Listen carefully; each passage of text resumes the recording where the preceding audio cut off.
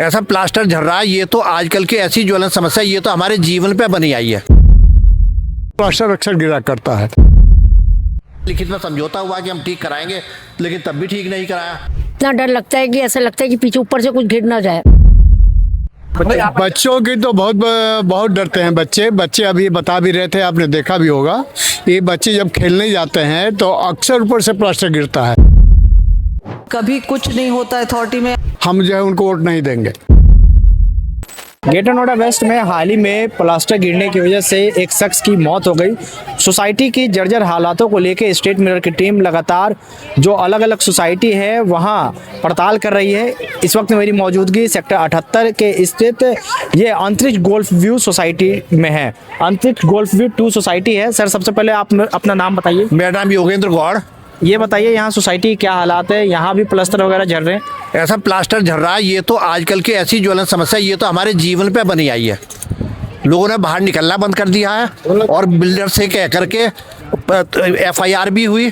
FIR कराने में खुद भी गया था और उसके बाद पुलिस ने भी एश्योरेंस दिया था कि भाई हम आएंगे, बिल्डर से बात करेंगे। और उसके बाद ई टावर में भी जिस समय प्लास्टर गिरा तो वो भी FIR कराने गए। बिल्डर अपने एडवोकेट के साथ भी वहाँ पहुँचा और उस समय यह क्योंकि बिल्डर तो साइन भी नहीं कर रहा था, वहाँ उनसे लिखित में समझौता हुआ कि हम ठीक कराएंगे, लेकिन तब भी ठीक नहीं कराया। उसके बाद में अथॉरिटी गए, वहाँ से भी सिवाय आश्वासन के कुछ नहीं मिला। और जनप्रतिनिधियों की हालत तो ऐसी है कि अब असल में 10 साल हो गए, ये सोचते हैं साल BJP का चल रहा है तो इसलिए हो सकता है उसी चक्कर में जीत जाएंगे। तो यहाँ पे आंदोलन भी हुआ और करीब 1 महीने तक यहाँ तंबू भी लगा रहा और लोग बाग आंदोलित रहे। पानी की भी समस्या थी उस समय और प्लास्टर की तो समस्या बहुत पहले से है। तो उस समय भी जनप्रतिनिधि ने उसके कान पे जू नहीं रहेंगे और आकर के ये भी नहीं कि आकर के आश्वासन ही, झूठा आश्वासन भी दे देता। जनप्रतिनिधियों से मुलाकात हुई आप लोगों की? आप ये बताइए, जनप्रतिनिधियों से अगर हम मुलाकात करने की जरूरत पड़े तो ऐसे आदमी को हम चुनना ही नहीं चाहते, क्योंकि जनप्रतिनिधि अभिभावक है। क्या अभिभावक आकर के बच्चों से पूछता है कभी? हमारे माता पिता ने कभी हमारे से नहीं पूछा कि तुम कैसे हो। वो हमेशा आकर के अपने आप ही आते हैं, हमें नहीं कहना पड़ता कि आप पूछो, पर जब पूछोगे तब बताएंगे। माँ बाप को अपने आप दर्द होता है, वो आते हैं, वो तब जाकर के पूछते हैं। जनप्रतिनिधि अभिभावक है, उन्हें खुद आना चाहिए था। अखबार में जब आ रहा है, क्या अखबार वो नहीं पढ़ते? अखबार भी पढ़ते हैं। उसके बाद में सारी चीज़ पुलिस में FIR की कॉपी भी उनके पास में जाती है। उसके बाद भी अगर उन्हें लगता है कि हम लोग जाकर के गए, हमें नहीं कहना, हम अपनी समस्या अपने आप लड़ेंगे। देखिए ऐसा है कि हम लोग तो जब तक जो है अपने आप ही लड़े हैं। और जहाँ तक उसकी बात है जनप्रतिनिधि की, भगत सिंह के साथ में कौन जनप्रतिनिधि था? कोई भी नहीं। जो जर्जर स्थिति है, हालात है सोसाइटी के, तो क्या मेंटेनेंस टीम रिपेयर करवा रही है? बिल्डर से आप लोगों की बात हुई रिपेयरिंग को लेकर? देखिए ऐसा है कि जहाँ तक उसकी बात है मेंटेनेंस टीम की, क्योंकि अभी तक बिल्डर ने हैंडओवर नहीं किया है। और ये क्योंकि अभी तक जब हैंडओवर नहीं किया है और OC नहीं है तो ultimately it is solely responsibility of the builder.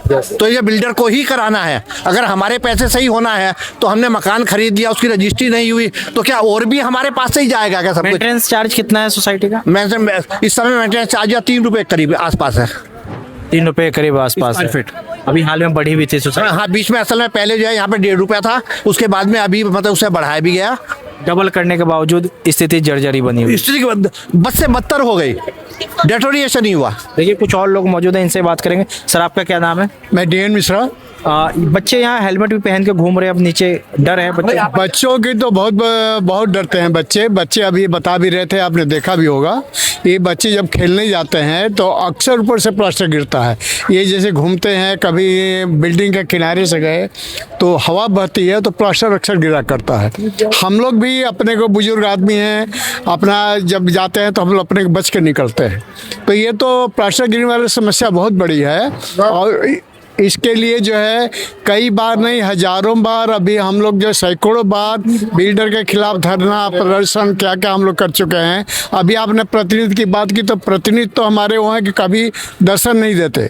अभी उसी पे हमारे लोगों ने डिसाइड किया है कि जब तक हमारी समस्याओं का समाधान नहीं होगा, हम जो है उनको वोट नहीं देंगे। इस बार आप लोग वोट नहीं करेंगे या फिर जो प्रतिनिधि है उनको वोट नहीं देंगे? हाँ, प्रतिनिधि को वोट नहीं देंगे। आप प्रतिनिधि को वोट नहीं देंगे? हम नोटा में लगाएंगे, किसी को भी हम वोट नहीं देंगे। हम नोटा में वोट करेंगे और हम कोई भी प्रतिनिधि हो जो हमारे साथ खड़ा होगा उसको हम वोट देंगे। अभी तक ये स्थिति है कि हमारे जो अभी प्रतिनिधि हैं उनको हर चीज़ का, हर मिनट का खबर उनके पास पहुंचता है, लेकिन उनको मौका नहीं मिलता है कम से कम आके हमको हाल चल रहा है। हम लोग कई बार अपनी सोसाइटी में बुला के उनका सम्मान भी किए हैं।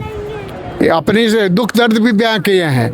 और उन्होंने कई बार पहले समय बोला भी था, भी 6 साल महीने पहले हम लोग उनका सम्मान किए थे, तो उन्होंने बोला भी था कि मैं सारी समस्याओं का समाधान करूंगा। लेकिन इतना आंदोलन हुआ, इतना यहाँ जो है बवाल हुआ, इतना बिल्डर ने हम लोगों पर कई तरह के जो है पानी की प्रॉब्लम खड़ी की, कई तरह की समस्याएं खड़ी की, लेकिन कोई उसका समाधान करने नहीं आया। फिर एट लास्ट हम लोगों ने जब मेंटेनेंस बढ़ाया है, तब थोड़ी सी पानी की समस्या का समाधान हुआ है।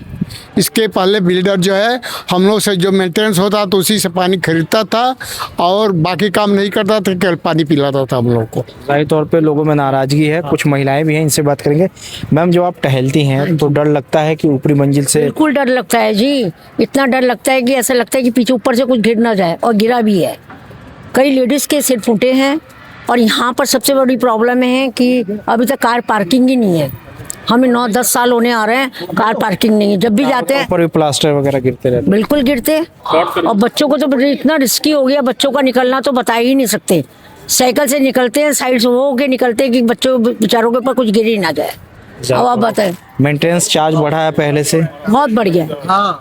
मेंटेनेंस उसके बाद भी कोई कुछ नहीं जी, कुछ नहीं, किसी बात की कोई वो नहीं है। पलस्तर देखिए आप क्या करवा के रखे हुए हैं। अब ऊपर घरों में आके देखिए क्या हाल है, बाहर का क्या हाल है। बाहर तो कम से कम उसकी रिपेयरिंग कराइए।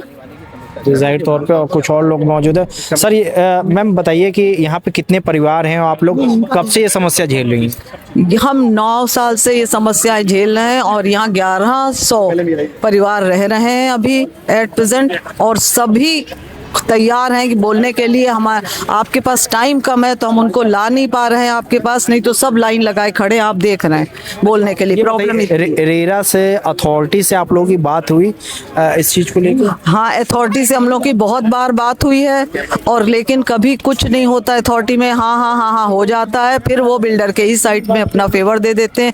इसी वजह से हमारा कुछ हो नहीं रहा है। अगर अथॉरिटी चाहे तो हमारे प्लास्टर बन जाए, बिल्डर को टाइट करे थोड़ा तो हमारे प्लास्टर बन जाए। ना हमारे विधायक जी सुनते हैं, ना अथॉरिटी सुनती है, कोई नहीं सुन रहा है। अब योगी जी सुने तो सुने, आपके माध्यम से हम उन तक की बात अपनी पहुंचानी चाहते हैं कि योगी जी सुने इस चीज़ को और हमारी समस्याओं को हल करें वो। क्योंकि बहुत हमने सुना बीजेपी ये करती वो करती, जनता के लिए है, जनता की सेवक है। मोदी जी भी कहते हैं कि हम तो जनता के सेवक हैं, जनता, लेकिन जनता तो त्राही कर रही है। कहाँ सेवक हैं? सेवक बैठे हुए हैं वहाँ फ्रांस में, चले जाते हैं, इधर चले, ठीक है वो हमारे प्रधानमंत्री हैं, हम उनको कोई ब्लेम नहीं करते, उनका जाना काम है, उनकी पूरे देश को देखना है। लेकिन कम से कम हमें अपने विधायक जी से बहुत शिकायत है। पंकज सिंह को तो आना चाहिए, राजनाथ जी से भी हम कुछ नहीं कहते, पंकज सिंह को तो आना चाहिए कम से कम यहाँ पे। वो आके अपने दुख दर्द हम लोग के सुने, समझे, कुछ हमारी मदद करें।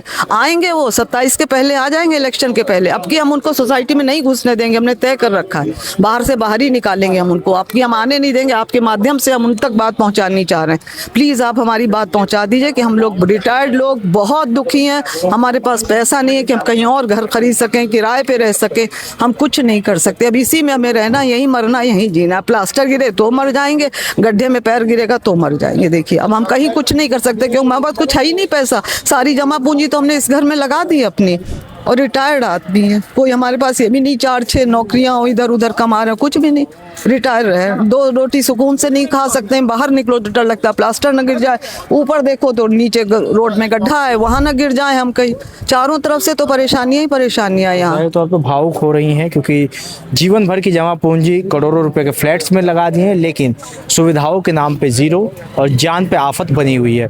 सर ये बताइए कि फ्लैटों की क्या कीमत है यहाँ पे और कितनी फैमिलीज यहाँ रह रही है? यहाँ 1100 फैमिली तो रह रही है। फ्लैट की कीमत असल में अलग अलग है, 8-9 हज़ार रुपये स्क्वायर फीट के हिसाब से आप समझ लीजिए यहाँ रेट है। जबकि और जगह सोसाइटियों में जहाँ जहाँ काम हो रहा है और बिल्डिंग ठीक ठाक बनी हुई है, सबका 10,000 उससे ऊपर चला जा चुका है। लेकिन हमारे यहाँ रेट कम है क्योंकि यहाँ ना तो ओसी है ना सीसी है, कुछ वो भी नहीं है, और ना बिल्डर की मेंटेनेंस अच्छी है, और पानी की हालत तो बुरा हाल था। अभी जाके थोड़ा बहुत ठीक हुआ है, लेकिन वो भी पूरी तरह ठीक नहीं है। बिल्डर कुछ काम करवा रहा है? नहीं, अभी उसने रिपेयरिंग के नाम पर एम ब्लॉक में थोड़ा सा काम करवाया, उसके बाद फिर वो ठंडा पड़ गया, फिर अभी ऐसे चल रहा है सब काम। तो जाहिर तौर पे करोड़ों रुपए फ्लैट्स में लगा दिए, लेकिन जान पर आफत बनी हुई है। बच्चे जो शाम को खेलने के लिए निकलते हैं वो हेलमेट पहन के निकल रहे हैं। डर है कि कहीं से प्लास्टर ना गिर जाए और कोई दुर्घटना ना हो जाए। खासतौर पे ग्रेटर नोएडा वेस्ट के अरिहंत अंबर सोसाइटी में जब हादसा हुआ पिछले दिनों, उसके बाद से लोगों में डर और बैठ गया है। नोएडा से मोहम्मद रजा, स्टेट मिरर।